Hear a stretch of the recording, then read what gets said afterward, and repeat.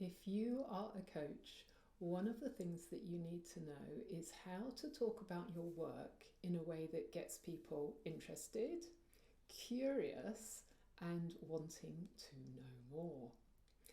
The question is, what is the best way to respond to that old question?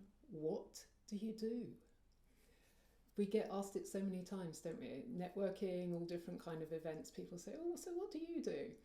And what I see is often coaches aren't making the most of those opportunities. They don't necessarily know the best way to talk about themselves, and they don't really know how to talk about their work in a succinct way that generates those further conversations and gets potential clients really interested. So over the years, I'm Lisa Farr, by the way, and I work specifically with coaches on their marketing. And over the years, I've developed this formula, which is what I wanted to share with you in this video, because I see the formula working really well to make the most of these opportunities. It's almost like this is a key marketing opportunity. When somebody asks you, what do you do? How to respond to that question in a way that can actually lead directly to getting more clients just through conversations. It's a really nice, easy way to market yourself, but there is some preparation involved in terms of knowing how best to do that. So what are the biggest mistakes that people make when they respond to the question, what do you do? I would say the biggest mistake I see coaches making when they're asked that question is they don't have a plan for what to say. Ideally, you need just maybe 2 messages that get people really interested and curious.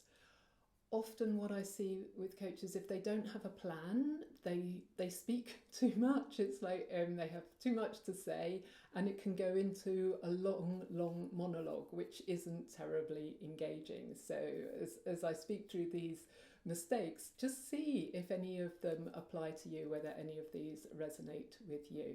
So that's probably the biggest mistake.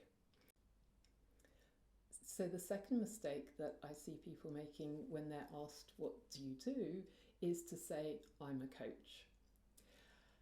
And that might seem like a natural response, but there are so many coaches out there, aren't there? And you've just lost the opportunity to demonstrate your credibility and your experience.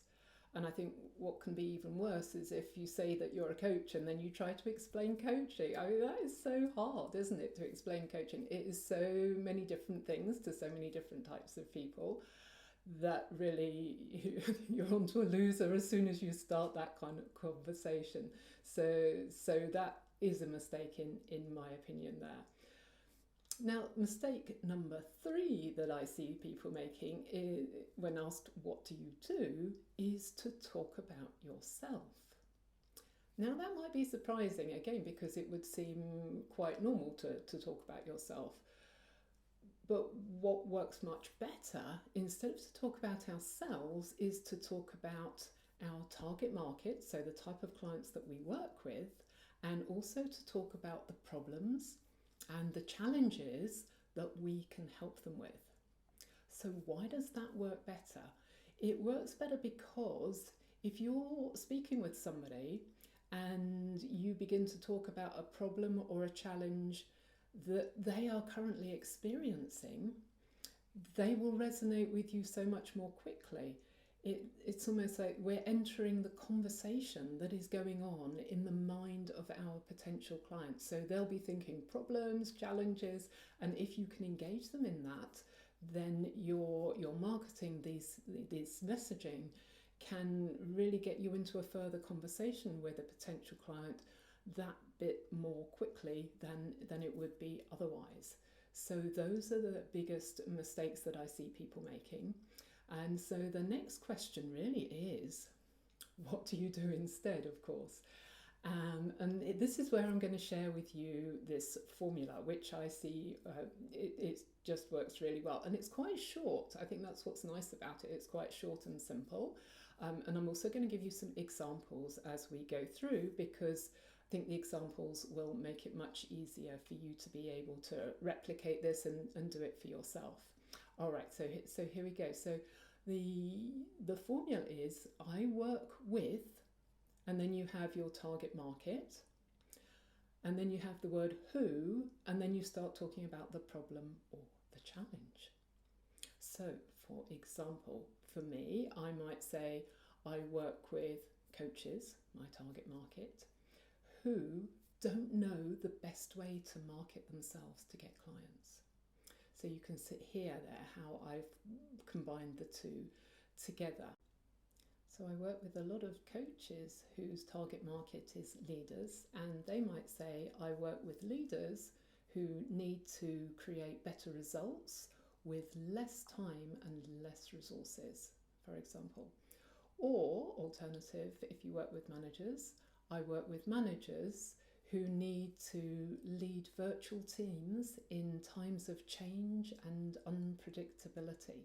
So you can see how those sentences are beginning to be constructed together. You can, if you want to, use the word help. I know for some people they like that and some people not so much. So you could say, I help managers to deal with tricky situations and have the difficult conversations that they really need to have. So if that resonates for you, that's an alternative. And another way of talking about what you do is, instead of talking about the problem or the challenge, you can talk about the benefits and the solutions that you bring to your target market or your clients, perhaps. And so that might sound a little different, and you can see if you think that this is better or if you think it's worse. What's more engaging, really, is the question here.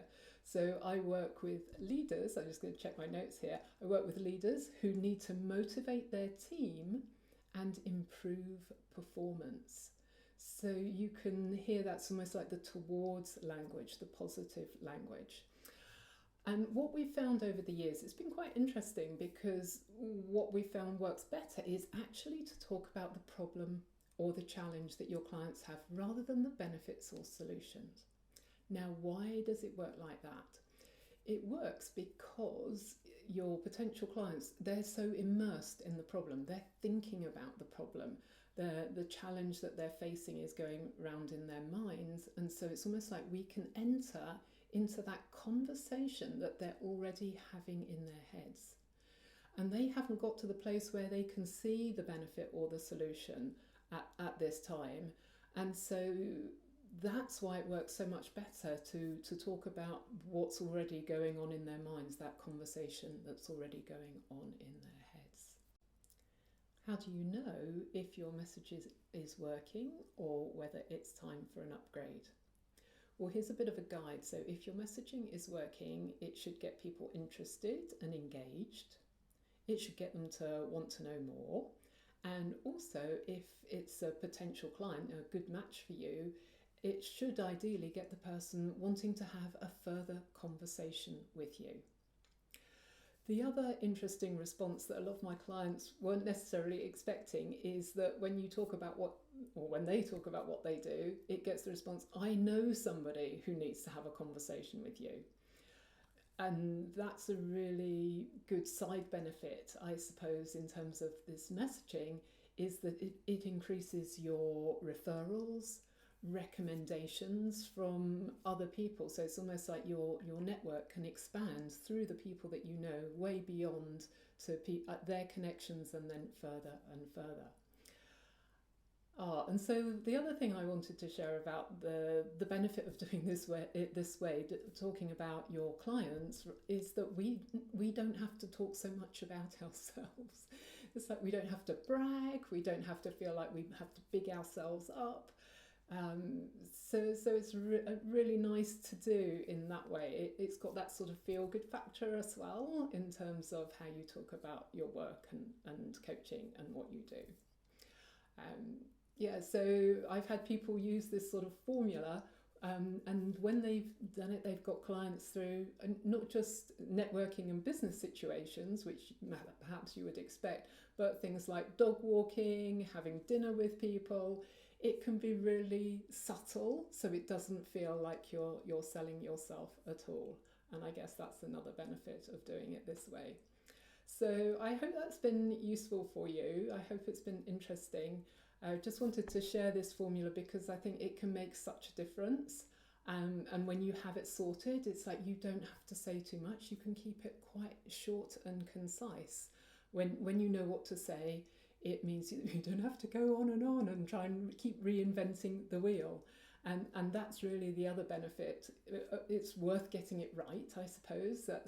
That's the other thing to say. It's worth spending some time to get this right, because once you've got it, you can use it time and time again. It's almost like what I would call rinse and repeat marketing. So you can use the same thing time and time again, because once you get it working, it works again and again and again. All right. I hope you're having a good day, whatever you're up to. All right. Bye for now.